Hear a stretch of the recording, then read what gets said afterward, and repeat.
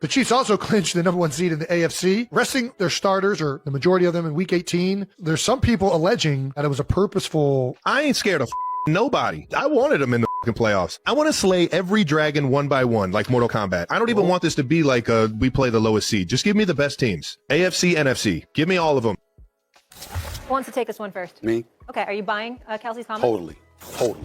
They're the reigning two-time defending Super Bowl champions. They've got 3 titles in the last 4 years. Patrick Mahomes is universally recognized as one of the top 2, if not the top quarterback in the history of the National Football League.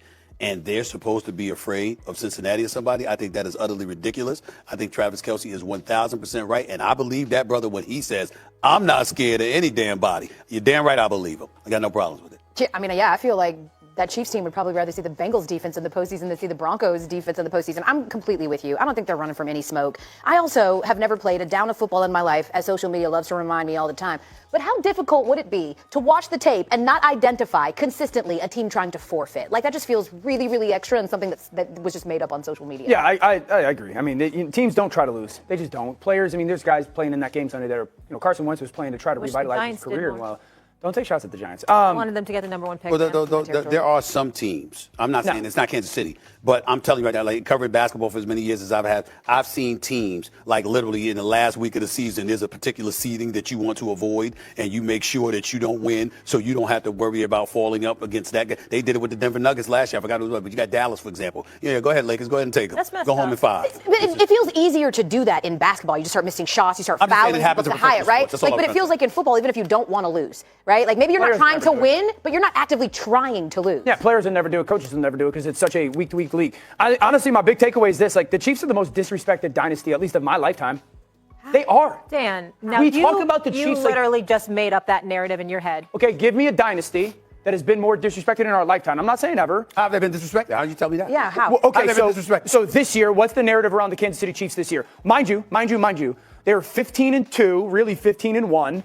And they got dealt with an unbelievable injury rush. Which is what we pointed out. No. What's been the narrative around the Chiefs this year? They had a lot of close wins. We were concerned about that.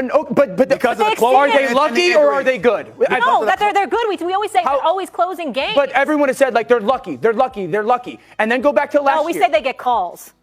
Which is not true. Well, that's what's said. The Chiefs, they get the referees are on their side. I'm telling you, you're right. that's the narrative. They're 13-11 in the last 3 regular seasons because the referees. Go back to last year when everyone was like, they're not good. They're vulnerable. Patrick Mahomes can't play anymore. Oh, look at, he gets lucky with how they're playing. Then they go on their Super Bowl run. They're 13-11 in their last 3 seasons. Patrick Mahomes is a 3-time Super Bowl winner, 2-time MVP. Only Brady and Mahomes Joe Montana have done that. But if you ask people in football, like they're preying on the downfall of Kansas City, and they don't give them the proper respect. They don't. But that is a function of being the top dog. Like, you don't think people were praying for Tom Brady's demise? You don't think that 31 other teams? Not this you early. don't think that 31 other teams, because he wasn't this good this early? Like Patrick Mahomes and the Chiefs. They won, but it wasn't because of Tom. It was a product of the New England's defense early on. Well, I'm not talking about strictly in focus point to Patrick. I'm talking about the Chiefs in general. This to me, Dan, because I'm like with you in that, like, this whole year, last year, right? Rumors of their demise greatly exaggerated. They go on to win. There was some warts. There were some warts on that team last year. Absolutely. Ultimately did not matter. This year, they looked even worse than last year. They were, of course, decimated by injury. But this is also, to me, just a function of what happens when people want to give analysis and it not be lazy. You literally just gave Stephen A. crap for choosing all of the top teams on his 5 list. Do you know how many times we get crap when we choose the Chiefs preseason to win the Super Bowl? Great analysis, really hard hitting. Thanks for that. So glad I could get that from you. I don't think they're disrespected. I just think that it is part of a larger conversation about apathy. She just smoked you. It's a larger conversation. It's a larger conversation about apathy. About apathy. 2 separate things. Sports-wide, and that whenever someone is consistently winning, we are looking for reasons to pull and pick and nitpick them apart. Well, that's it's the job. Not disrespect. That's but it's the not job. disrespect. Nobody disrespects the Chiefs. Patrick Mahomes is the Undertaker. That man is amazing. You don't have the same conversations that I have then. You don't think that Who are you talking with that are disrespecting the Chiefs? Can I say one thing? People wanting to see the Chiefs lose and the Chiefs being disrespected are 2 entirely different things. I agree with that. I mean, I have a son who can't stand Patrick Mahomes just because he beat the Eagles in the Super Bowl. Right, because he's a winner. I understand that, like, once you get to the top of the mountain, people want to see somebody else get there. It's not disrespect. Who are these people? Like, who? Like, can we put names on them? Are they like people from your NFL Live crew? Are they people at ESPN? Like, who's hating on these? Because I haven't heard anyone. There are at Whole Foods. You guys Fairfield good? County? Are you guys good? No. There's tons of people who sit there and say that. Oh, I need a name. Tons. You guys want me to give you literal I don't care if names? it's Fred. I mean, this is I don't care if ridiculous. it's Fred from the carpool I'm not line. asking for ridiculous I need a specific name. names. You just know. Do people- They're not being disrespected. They're not being disrespected. You don't have Why? one Maybe name. disliked. Okay. Maybe disliked, but not disrespected. We were doing a segment at the beginning of the show, and someone at this desk said that X team would have beaten the Kansas City Chiefs if not for what? A blocked field goal. That's a literal fact. What are you talking about? But you said a blocked field goal, and your reference is like the luck of it, the luck of blocking a field goal. And I have What's stated wrong with having some luck? that wasn't luck; it was a coached play.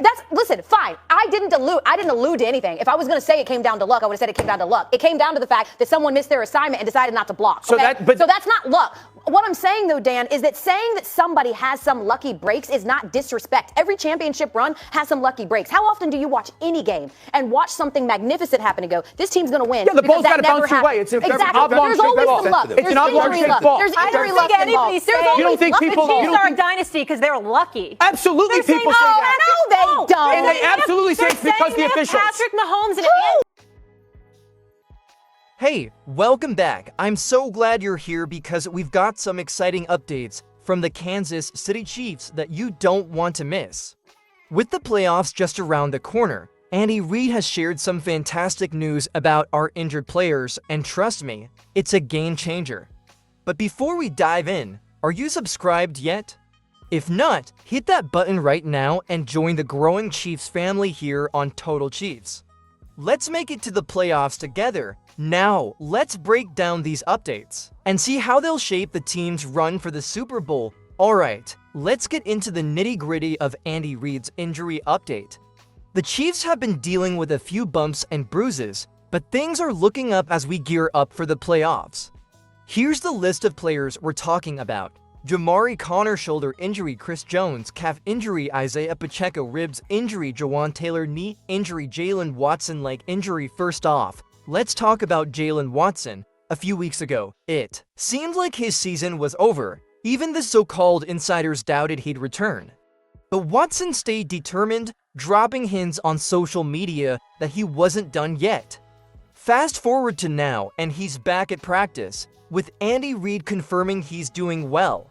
Whether he's ready for the divisional round or later, having Watson back even for 1 or 2 games could be a huge boost. Now, here's where I want to hear from you. Which of these players do you think is the most important for the Chiefs? Playoff run, is it Chris Jones holding down the defense? Pacheco bringing that energy in the backfield? Or Watson solidifying the cornerback spot? Drop your pick in the comments below. Up next, we'll connect the dots on how these updates could fix some of the team's key concerns heading into the playoffs. Let's talk solutions. With these injury updates, it feels like the Chiefs are turning a corner at just the right time. Let's take a closer look at how these players returning to the field could address 2 of the team's biggest concerns: the cornerback spot opposite Trent McDuffie and the left tackle position on the offensive line. Starting with Jalen Watson, getting him back in the secondary is a massive win. This cornerback group has been under pressure all season, and adding Watson could stabilize that weak spot.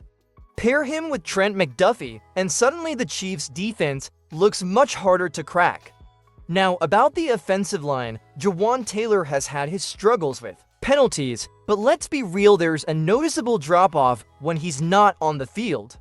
Having him healthy adds consistency, which is crucial in high-pressure playoff games. And then there's Chris Jones. With extra time to rest, he's primed to dominate again. Remember, he didn't play against the Steelers, but Reid said he could have if it were more critical. A fully recovered Jones means trouble for any quarterback the Chiefs face. This team could head into the postseason with no glaring weaknesses if everything falls into place. What do you think? Are the Chiefs set to make a deep playoff run with these returns? Drop your take in the comments. Next, let's talk about who the Chiefs might face in the divisional round and how these updates could make all the difference. Now that we've covered the injury updates and how these strengthen the Chiefs, let's look ahead to the divisional round. The big question: who will the Chiefs face?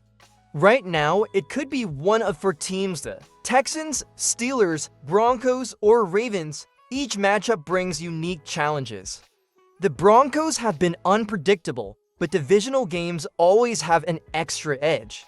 The Steelers and Ravens bring tough defenses that could test the Chiefs' offense. And the Texans, they're young and hungry, but do they have what it takes to compete at this level?